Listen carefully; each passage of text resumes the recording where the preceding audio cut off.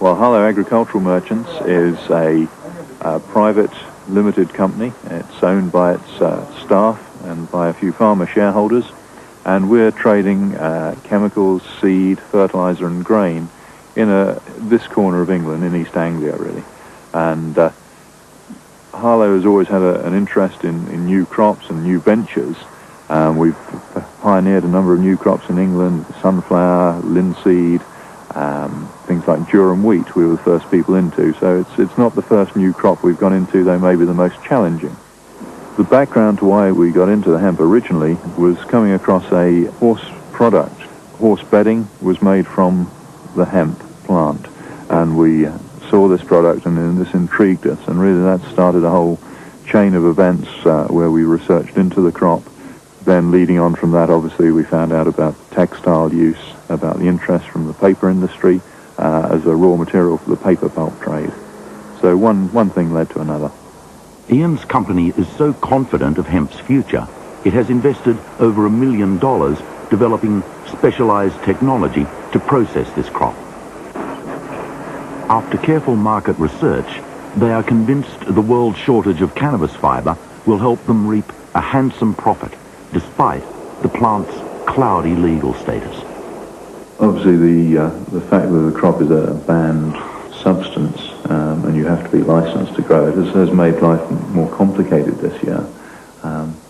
It's added the challenge to it, but it's also added a lot of headaches. I think if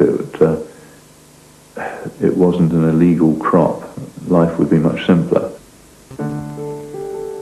The worldwide prohibition of cannabis began around the turn of this century in the United States, where hemp was already in decline as a farm crop.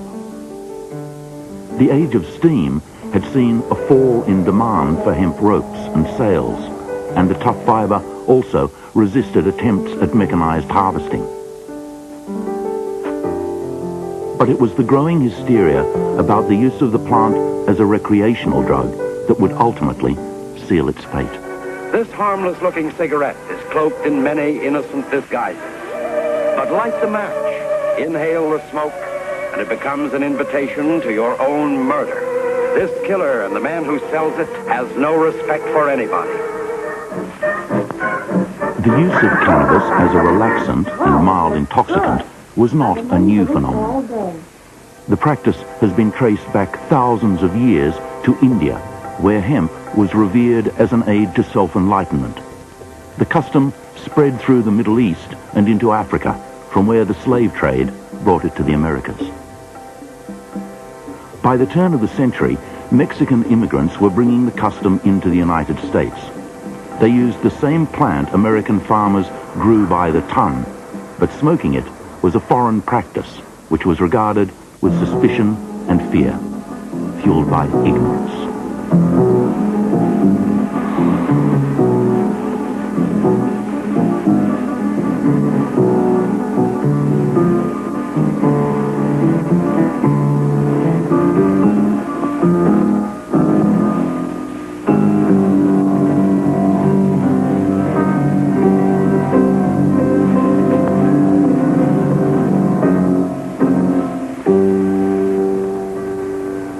In 1914, El Paso, on the Mexican border, passed the first anti-marijuana laws in the United States.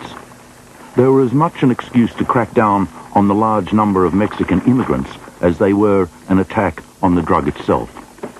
This period also saw the start of the temperance era, when drugs of all kinds were increasingly vilified, with alcohol as public enemy number one. A huge law enforcement bureaucracy was created to wage the war, but with little success. By the end of Prohibition in 1933, US lawmen and moral crusaders were looking for another scapegoat to blame for what they saw as the nation's moral and social decay. They found a new target in marijuana smoking.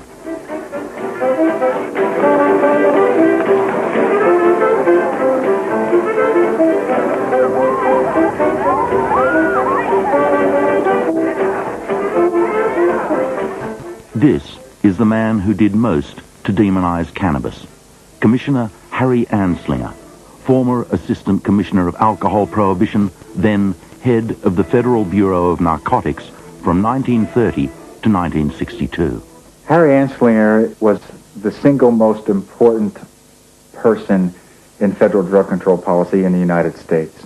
It was Anslinger more than any other individual who is responsible for the repressive, punitive nature of drug enforcement during the past half-century or so. Anslinger campaigned hard for federal laws against cannabis.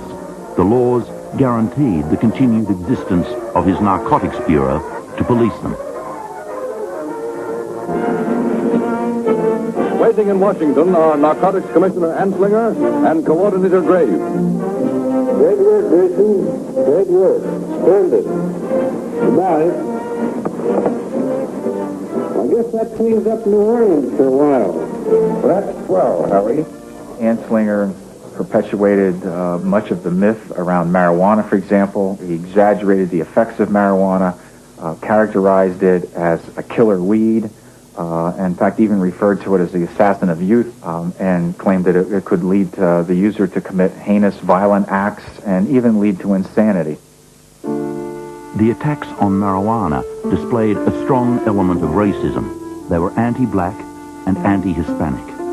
In 1937, Anslinger told Congress that marijuana smoking was propagated by Negroes, Mexicans, and entertainers. Victor Licata, the young Hispanic, was one of Anslinger's favorite stories from his, what I and others refer to as his gore file, that he used to impress congressional committees if there was any question about the deadly effects of marijuana. Licata, in 1933, as the caption reads, while under the influence of marijuana, murdered his mother, father, sister, and 2 brothers with an axe while they were asleep. And Anslinger was correct about his relating the story that Licata did murder his family with an axe, but he omitted the fact that Licata was suffering from mental illness and was later institutionalized. The American tabloid press, particularly Randolph Hearst's newspaper chain, supported Anslinger's propaganda. In the company's own words, it crusaded unceasingly against the narcotic evil in all its vicious forms. Anslinger began to demonize marijuana, recognized it as this evil drug, to his way of thinking. Hearst picked up on this, published dozens and dozens, if not hundreds, of lurid stories about marijuana and people who smoked marijuana committed these horrible, heinous acts while under the influence, allegedly, that fit very well with the sensationalistic nature of a lot of the Hearst newspapers when it was splashed across the front pages. And the public would read this, form their conclusions. They're very limited, with limited information about this drug, and that in fact supported Anslinger, and it was kind of a circular sort of nexus or relationship between Hearst and Anslinger. In 1937, against the wishes of the American hemp industry and the medical profession, Anslinger succeeded in convincing Congress to pass legislation that effectively outlawed the plant. Incorrectly classified as a narcotic, as dangerous as heroin and cocaine, hemp was condemned without any balanced study into its effects. Well, probably science has always been manipulated. There were scientists who told us that cannabis caused people to kill in 1937. They were bad scientists. There are scientists who now tell us that cannabis causes changes in motivation or changes in brain function. They also are bad scientists because they have no proof. What they have are sort of retrospective speculations. Identify an individual who's been in trouble, who's had problems, and then discovering that that individual is a cannabis user, and then engaging in this kind of foolish causal association.